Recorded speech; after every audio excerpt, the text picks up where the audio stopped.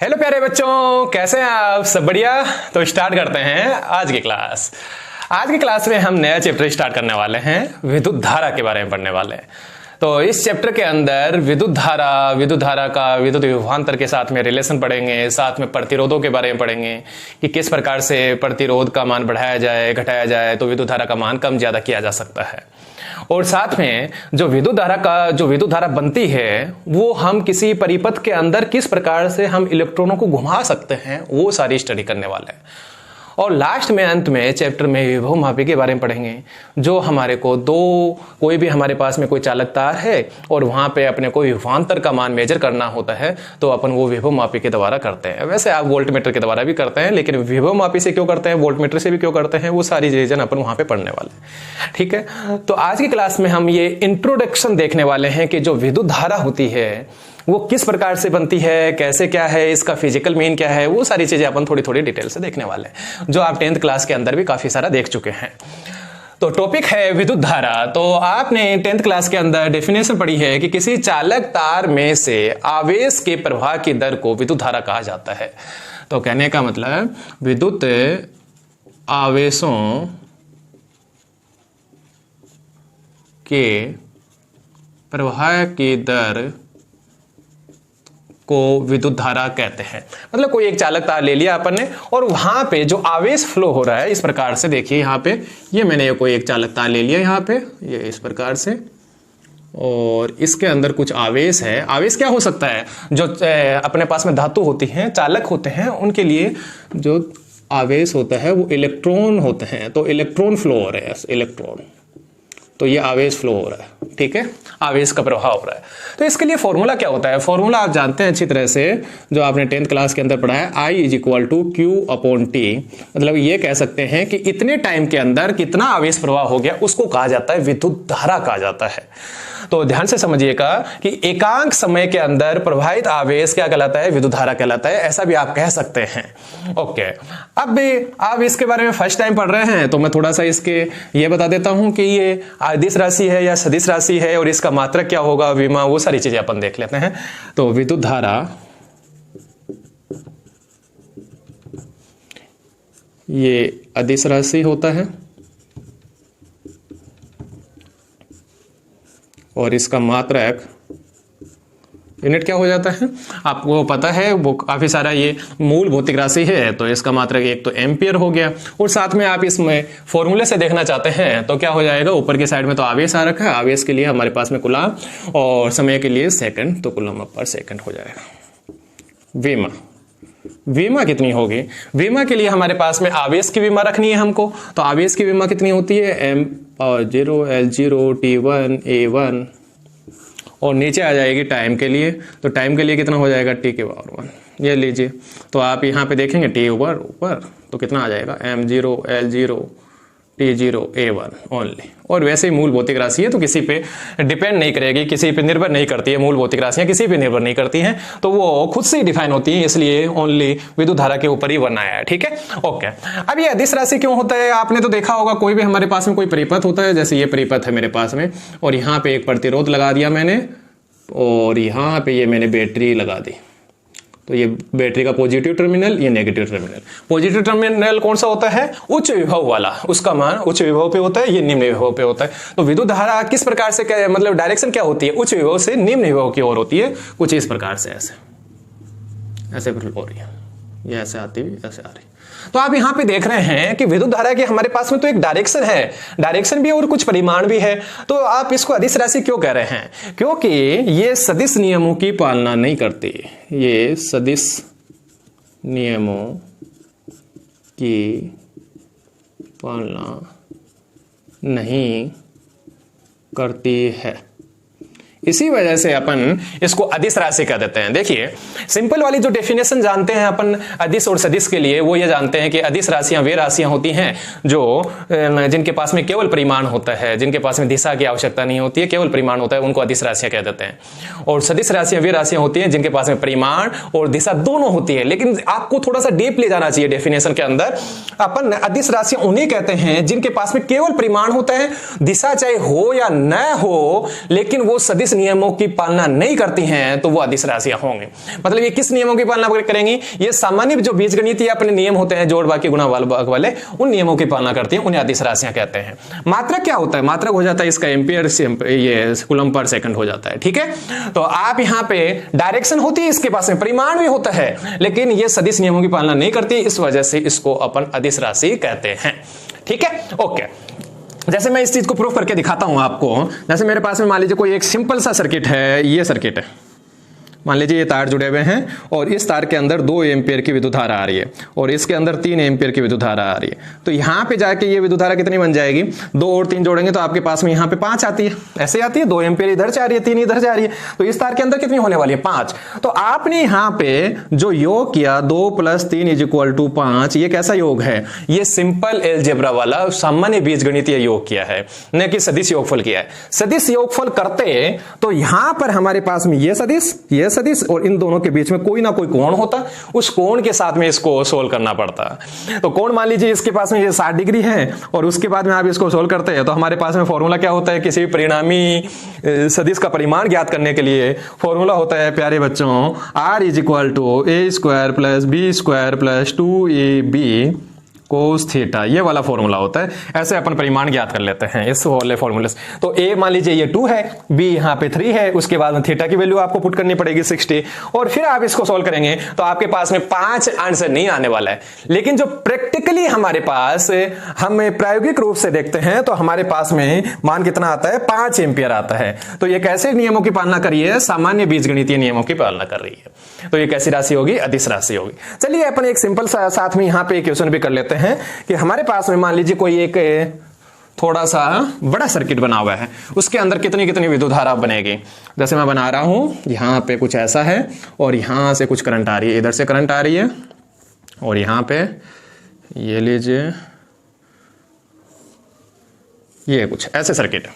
तो मैं कह दे रहा हूं कि यहां से 3 एम्पियर की विद्युत धारा आ रही है, इधर से 2 एम्पियर की विद्युत धारा आ रही है, यहां से मान लीजिए 1 एम्पियर की विद्युत धारा यहां से जा रही है, 2 एम्पियर की विद्युत धारा और यहां से प्रवेश करिए 5 एम्पियर की विद्युत धारा। तो बताइए यहां पे ये वाली जो बुझा है इसके अंदर कितनी विद्युत धारा का मान होगा? मतलब ये भी बताना है आपको, आ रही है इसमें या जा रही है, ये भी बताना है। तो आपको पता है कि जो यहां पे जो योगफल होने वाला है वो कैसा होने वाला है? सामान्य बीजगणितीय योगफल होने वाला है।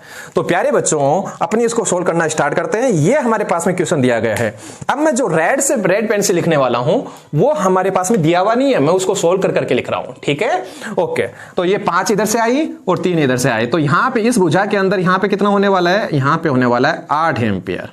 ठीक है, तो 2 इधर से आई, 8 इधर से आई, फिर यहां पे कितनी मिलेगी हमको? 10 एम्पियर। अब ऊपर भी तो है हमारे पास में, इधर से कितनी आ रही है हमारे पास में? ये 1 आ रही है और फिर 2 इधर चली गई, तो ये 10 और 1 इसका ऐड कितना हो जाएगा? 11 में से 2 इधर चली गई, तो ये यहां तक 10, यहां पे 10, इधर कितनी चली जाएगी? 2 चली जाएगी, तो यहां पे कितनी बचेगी? 9 और ये हमारे पास में इसके अंदर आ गई 9 एम्पियर। मतलब आई की वैल्यू कितनी आ गई? 9 एम्पियर। तो मेरे पास में ये खूब सारे तार जुड़े हुए थे और जिनके अंदर अलग अलग विद्युत धारा प्रवाहित हो रही थी। फिर मैंने क्या किया, यहाँ पे इस भुजा के अंदर मेरे को वैल्यू निकाल के बतानी थी कि यहाँ पे कितना करंट होगा और वो बाहर जा रहा है या अंदर आ रहा है, ये भी बताना था मेरे को। तो मैंने क्या किया, यहाँ पर सबका सामान्य बीजगणितीय योग किया, 2-2 भुजाओं को जोड़ के मैंने वहां पे सामान्य बीजगणितीय योग किया, तो मैंने देखा कि ये मेरे पास में आंसर है। ठीक है, ओके। अब जो विद्युत धारा है इसका अपन फिजिकल मीन समझते हैं। देखिए आप बोलते हैं कहीं पे मान लीजिए आपको वायर को आपने छू लिया है और आप बोलते हैं करंट लग गया, तो वो करंट लगना मतलब करंट मतलब धारा और इलेक्ट्रिक करंट का मतलब विद्युत धारा।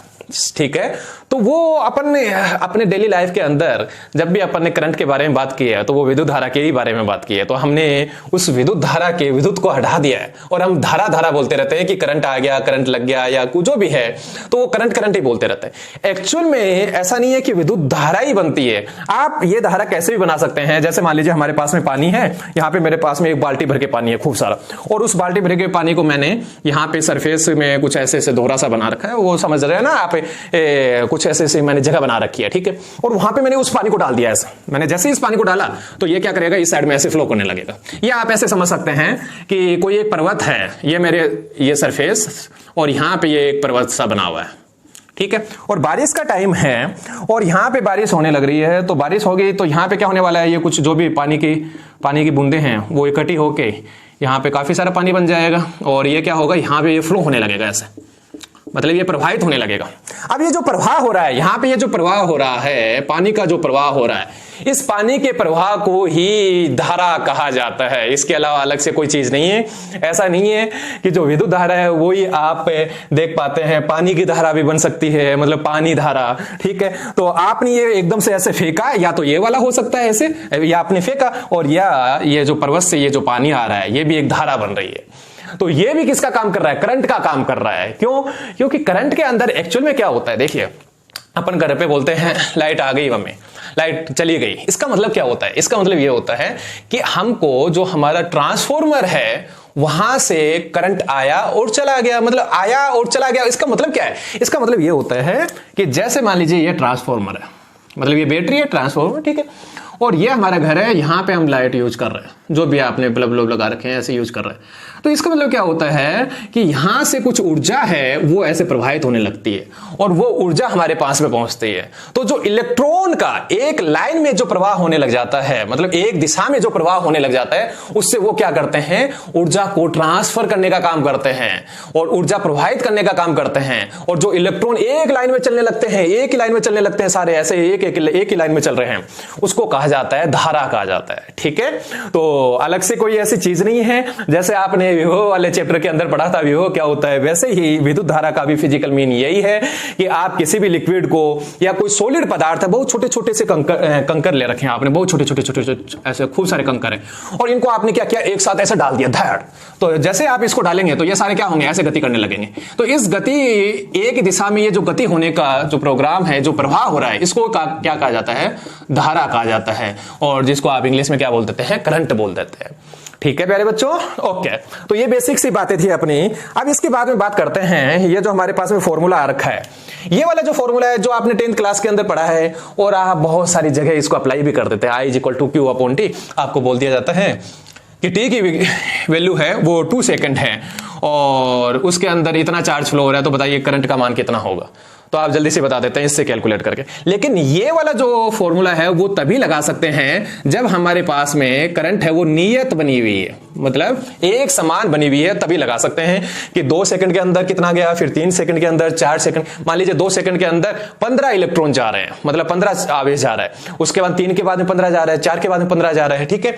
तो वो हमारे पास में नियत मान होगा, तभी आप इस वाले फॉर्मूले को लगा सकते हैं। अदरवाइज कौन सा लगाना है, जैसे बताते हैं आपको, ये मैं मिटा देता हूं। देखिए, जब हमको औसत मान निकालना होता है, विद्युत धारा का औसत मान ज्ञात करना होता है, ये बोल दिया जाए 1 सेकंड से लेकर 5 सेकंड के बेस में कितनी करंट बनी और इतना इतना यह आवेश फ्लो हो रहा है, ठीक है। तो औसत मान कैसे निकालते हैं, I average = del Q/del T, ये फॉर्मूला लिखा जाता है। I = del Q/del T।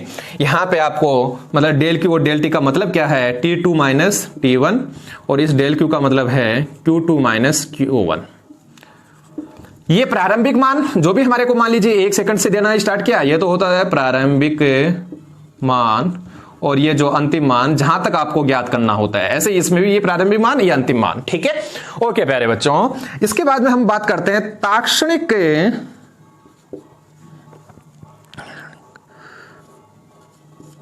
ताक्षणिक मान।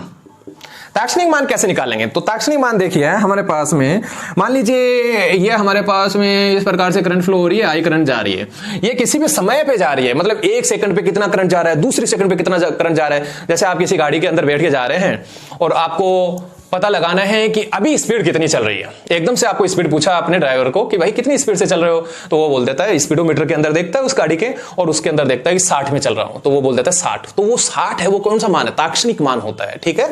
तो वो ताक्षणिक मान की वैल्यू कितनी हो जाती है, उसको बोला जाता है इंस्टेंटेनियस। तो I इंस्टेंटेनियस, तो dQ/dt ऐसे लिखा जाता है। इसको अपन dQ/dt कैसे लिखते हैं, देखिए जैसे I एवरेज वाली वैल्यू होती है ना, इसी से लिखा जाता है।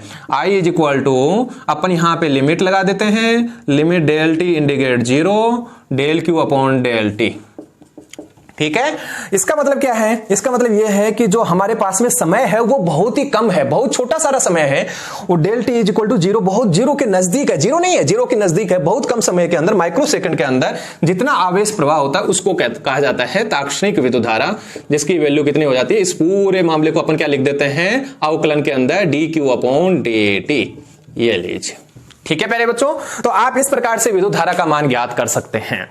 यदि हमारे पास में मान लीजिए हमारे को विद्युत धारा का मान दे रखा है और यह भी दे रखा है कि इतने समय तक इतनी विद्युत धारा प्रवाह हुई, तो आवेश का मान बताइए कितना आवेश होगा। तो आप ये वाला जो फॉर्मूला है उसको अप्लाई कीजिए। तो I इज इक्वल टू क्या है? D Q upon D T. तो क्या लिखेंगे? D Q is equal to I D T. Okay, अब आपको कितने समय तक कितने तक निकालना है, तो आप यहां पे समाकलन कर दो। तो जैसे इधर समाकलन करोगे तो यहां पे डी क्यू का समाकलन कितना हो जाएगा हमारे पास में? क्यू, और यहां पे कितना आ जाएगा? समाकलन आई डी टी। किसके सापेक्ष हो रहा है? टी के सापेक्ष। तो टी की लिमिट आ जाएंगे T1 से लेकर T2 तक। ये लो, ये फॉर्मूला बन जाएगा। तो अब आप इस फॉर्मूले के अंदर जैसे मान लीजिए कि 5 एम्पियर की करंट है, वो कितने समय तक प्रवाहित हो रही है? 2 सेकंड से लेकर 10 सेकंड तक। तो उसके अंदर कितना आवेश प्रवाह हुआ वो इस फॉर्मूले से आप ज्ञात कर सकते हो। ठीक है, हमेशा ये याद रखें कि विद्युत धारा की जो डायरेक्शन होती है, डायरेक्शन ऑफ करंट, वो हमेशा पॉजिटिव टर्मिनल से नेगेटिव टर्मिनल की ओर होती है। मतलब उच्च विभव से निम्न विभव की ओर होती है। जो बैटरी होती है ना, बैटरी के अंदर जैसे ये बैटरी है, बैटरी का ये जो बड़ा वाला सिरा बनाया जाता है इसको तो बोला जाता है उच्च विभव, इसको बोला जाता है निम्न विभव। तो उच्च विभव वाले को तो अपन पॉजिटिव से दर्शा देते हैं और जो निम्न विभव वाला है उसको नेगेटिव से दर्शाते हैं। तो हमेशा विद्युत धारा की जो दिशा होती है वो कैसे होती है? पॉजिटिव टू नेगेटिव होती है। ओके, अब इसके बाद में ये आपने ये फॉर्मूला देख लिया।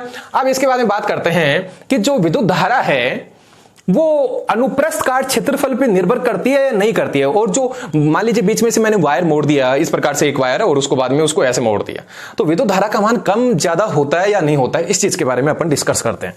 तो ये मैं मिटा देता हूं पूरा, जिसको भी स्क्रीनशॉट लेना है वो ले सकता है।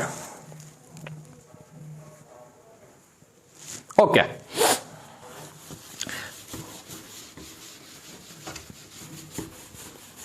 विद्युत धारा हमेशा तभी बन पाती है जब विद्युत विभवांतर उत्पन्न होता है। विद्युत विभवांतर उत्पन्न नहीं होगा तब तक विद्युत धारा है वो फ्लो नहीं हो पाएगी, विद्युत धारा नहीं बन पाएगी सर्किट के अंदर। और वो विभवांतर कौन बनाता है? जैसे हमारे पास में ये परिपथ है, सिंपल वाला, सबसे सिंपल परिपथ, जिसके अंदर एक ये प्रतिरोध लगा हुआ है जिसका प्रतिरोध का मान है R, और ये बैटरी लगी हुई है। ये लीजिए, यहां पे एक करंट बनने लगी, आई करंट इसमें फ्लो होने लगी। ठीक है, तो ये जो आई करंट यहां पे बनी है, तो ये आई करंट बनने का जो रीजन है वो किसकी वजह से हुआ है? ये जो बैटरी ने यहां पे विभवांतर उत्पन्न हो रखा है, तो विभवांतर उत्पन्न होने पर विद्युत धारा बनती है। ठीक है, अदरवाइज नहीं बन पाएगी। इसके अलावा एक बात और याद रखें, काफी सारे बच्चे ये थोड़ा कंफ्यूज हो जाते हैं कि बैटरी इलेक्ट्रॉन बनाती, उत्पन्न करती है। नहीं, बैटरी इलेक्ट्रॉन उत्पन्न नहीं करती। बैटरी ओनली यहां पे जो हमारा ये जो चालक तार है इसके अंदर जो इलेक्ट्रॉन होते हैं उन इलेक्ट्रॉन को प्रवाहित करवाती है, ओनली इस चक्कर के अंदर प्रवाहित करवाती है। वो आगे अपन बहुत डिटेल से इसके बारे में चर्चा करने वाले हैं। ओके, अब बात कर रहे थे कि अनुप्रस्थ काट क्षेत्रफल और मोड़ने पर विद्युत धारा का मान प्रभावित होता है या नहीं होता है। जैसे मेरे पास में मान लीजिए एक चालक तार है, कुछ इस प्रकार से ऐसे मोटा है यहां से, और उसके बाद में कुछ समय के बाद में ये पतला होता हुआ ऐसे पतला हो गया, और इसके बाद में यहां से मैंने कुछ इसको मोड़ भी दिया है यहां पे ऐसे, ये लीजिए मैंने मोड़ भी दिया है, और ये लीजिए। तो मान लीजिए यहां से इसके अंदर जो करंट जारी है वो आई करंट फ्लो हो रही है। अभी यहां से इसके अंदर आई करंट है वो यहां से एंटर की, और यहां का जो अनुप्रस्थ काट क्षेत्रफल है उसको मैं कह देता हूं A1 कह देता हूं। कई बच्चों को प्रॉब्लम हो रही होगी, अनुप्रस्थ काट क्षेत्रफल क्या होता है? ये भाई ये जो पेन है, ये मान लीजिए ये चालक तार है, इसके जो सामने वाला भाग है, यहां से ऐसे काटते हैं, ये जो सामने वाला भाग है इसी को कहा जाता है अनुप्रस्थ काट क्षेत्रफल कहा जाता है। ठीक है, ओके, तो यहां तक का इसका अनुप्रस्थ काट क्षेत्रफल A1 है, यहां तक सेम बना हुआ है। फिर मैं यहां पे कह देता हूं यहां पे जो करंट है वो I2 बन गया, मान लीजिए ऐसे बन गया I2, और यहां का जो अनुप्रस्थ काट क्षेत्रफल है वो A2 है। और यहां पे आते हुए मान लीजिए कह देता हूं कि I3 करंट हो गया है, और अनुप्रस्थ काट क्षेत्रफल है वो A3, और ऐसे निकलते हुए यहां से I4 करंट निकली, और ये A4। तो विद्युत धारा का मान अनुप्रस्थ काट क्षेत्रफल भी निर्भर करता है क्या? नहीं करता है। क्यों नहीं करता है? देखिए, विद्युत धारा की डेफिनेशन क्या होती है? विद्युत आवेशों के प्रवाह की दर विद्युत धारा कहलाती है। मतलब जो आवेश प्रवाह होंगे, नंबर ऑफ चार्जेस, जितना आवेश आएगा, फॉर्मूला होता है I = Q/T। मतलब Q का मान जितना बढ़ेगा उतना ही विद्युत धारा का मान बढ़ेगा, साथ में समय की वैल्यू कम होनी चाहिए। जितने कम समय के अंदर ज्यादा से ज्यादा चार्ज जाएंगे, ज्यादा से ज्यादा आवेश प्रवाह होगा, उसी को क्या कहा जाता है? विद्युत धारा कहा जाता है। मतलब आवेश प्रवाह होंगे वहां पे। ओके, तो मान लीजिए यहां से 100 आवेशों ने प्रवाह करना स्टार्ट किया, यहां से 100 ने एंटर किया। जैसे यहां पे 100 प्रवेश करेंगे तो ऐसा तो है नहीं कि यहां पे जैसे पोटेंशियल डिफरेंस विद्युत विभवांतर की वजह से ही तो यहां पे विद्युत धारा बन पाती है। ओके, तो यहां पे 100 ने प्रवेश किया तो यहां से निकलने वाले भी कितने होने चाहिए? 100 ही निकलेंगे। ऐसा तो नहीं है कि जो विद्युत आवेश होता है उसको यहां पे ये चालक नष्ट कर देगा या कहीं बाहर निकल जाएंगे, ऐसा तो कुछ होने वाला नहीं है। तो यहां से जितना आवेश प्रवाह करेगा, मतलब प्रवेश करेगा, उतना ही यहां पे 100 रहने वाला है, यहां पे भी 100 रहने वाला है। तो 100 की वजह से जितना हमारे पास में करंट बनने वाला है वो यहां पे भी बनेगा, यहां पे बनेगा, यहां पे बनेगा। तो कहने का मतलब ये हुआ कि विद्युत धारा का मान सभी जगह एक समान रहता है, वो परिवर्तित नहीं होता है, चाहे आप यहां पे उसका अनुप्रस्थ काट क्षेत्रफल बदल दें। बस इतना होने वाला है कि यहां पे जो आवेश थे वो थोड़े धीरे चल रहे थे क्योंकि जगह ज्यादा थी। अब यहां पे हमारे पास में अनुप्रस्थ काट क्षेत्रफल कम हो गया तो यहां पे थोड़े से तेजी से चलेंगे, और यहां से तेजी से चलने की वजह से क्या होता है? आवेशों के अंदर आपस में टक्करें होने लग जाती हैं, और उन्हीं टक्कर की वजह से ये जो चालक तार होता है वो गर्म हो जाता है। और ये आपने देखा होगा कहीं पे पतला तार यूज कर लेते हो तो या तो वो एकदम से टूट जाता है, और या ये होता है कि वो कुछ गर्म होने लग जाता है और कुछ समय के बाद वहां से ब्रेक हो जाता है, वहां से टूट जाता है। तो उसका रीजन क्या होता है कि वहां पे खूब सारे इलेक्ट्रॉन आके टकरा रहे हैं आपस में एक दूसरे से, और आपस में टकराने की वजह से उनकी गतिज ऊर्जा किसके अंदर परिवर्तित हो रही है? स्थिर ऊर्जा के अंदर। और इसी की वजह से वो जैसे ही वो गति के अंदर होते हैं और वो धीरे मतलब वो रुक जाते हैं, तो वहां पे कोलिजन की वजह से वहां पे कुछ हीट निकलने लगती है, यहां से कुछ हीट निकलने लगती है और ये तार गर्म होने लग जाता है, और जैसे इसके गलनांक बिंदु तक ये पहुंच जाता है तो यहां से तार टूट जाता है। और जो मोड़ा जाता है वहां पे भी सेम बना रहता है, लेकिन इन चार्जेस को तो पता नहीं है ना, आवेश को तो पता नहीं है कि ये कैसे जाना चाहिए, तो ये यहां जाके कोलाइड करते हैं जहां पे। और आपने देखा होगा जहां पे वायर मुड़ा हुआ होता है वहां पे वो तार ज्यादा गर्म होता है। उसका रीजन यही होता है कि खूब सारे यहां पे आवेश आएंगे, वो टक्कर करेंगे, टक्कर करने से यहां पे भी कुछ क्या बनेगी? उष्मा बनने वाली है, और उस उष्मा की वजह से यहां पे ये गर्म हो जाएगा और वहां से वो जल्दी टूट जाएगा। इसीलिए घरों के अंदर जब भी फिटिंग की जाती है तब वहां पे वायर को इस प्रकार से कोने टाइप नहीं मोड़ा जाता है, क्योंकि ऐसा मोड़ेंगे तो यहां से ये जल्दी टूटने वाला है। तो वहां पे आपने देखा होगा कुछ इस प्रकार से ऐसे मोड़ते हैं।